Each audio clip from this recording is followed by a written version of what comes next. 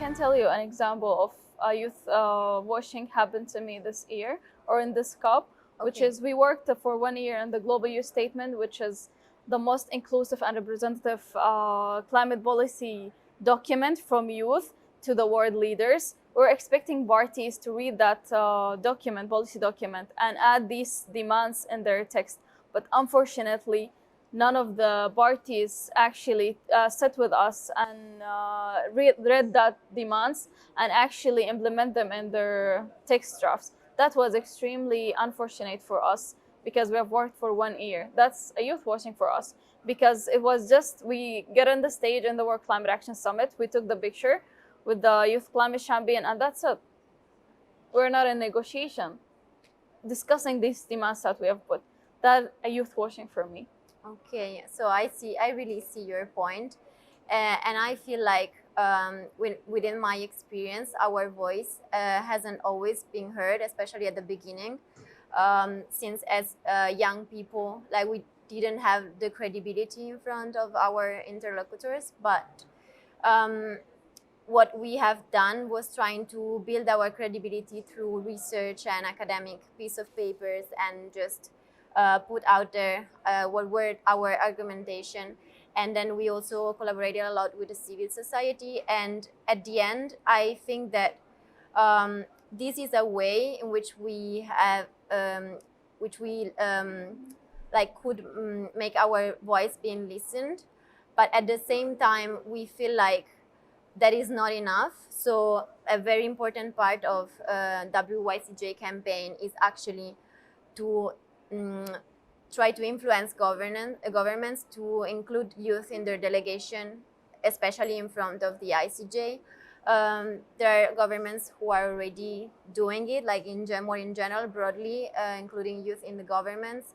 But yes, I think that the only the youth voice can only be represented by youth. So it's very important for them to be present in those spaces. What do you think? Yes, I think also just a point to add that if they give them the chance sometime, the youth, to speak, but it's shared responsibility also between the youth and the leaders.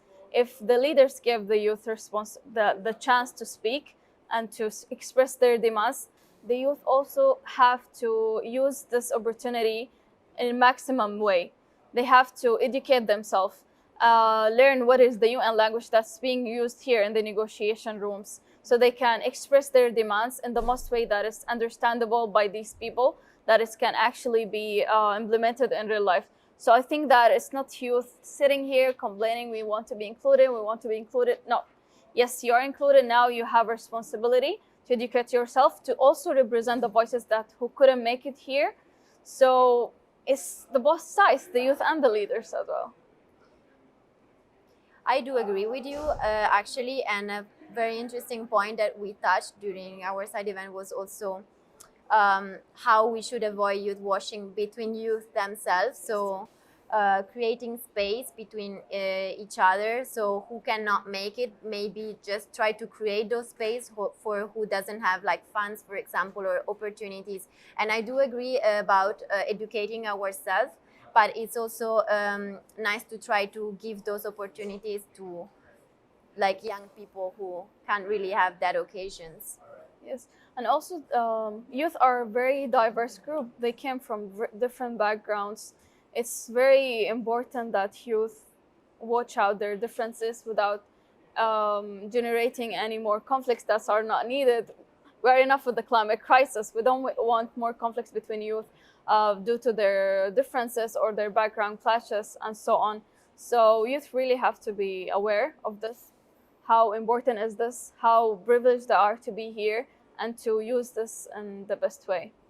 Yes, I do agree. And also another important thing is to create synergies between like different contexts. So not only talk about what do youth want, but also to include themes about, for example, vulnerable groups, indigenous groups, so women, like gender differences. So just add on to the conversation all those intersectionalities. Do you think that it's something we should do? Yes, I think some people have multiple vulnerabilities, being youth, being women, being from global south, but they shouldn't like focusing on that. We're vulnerable, we're vulnerable. Yes, you're vulnerable, but now you're here.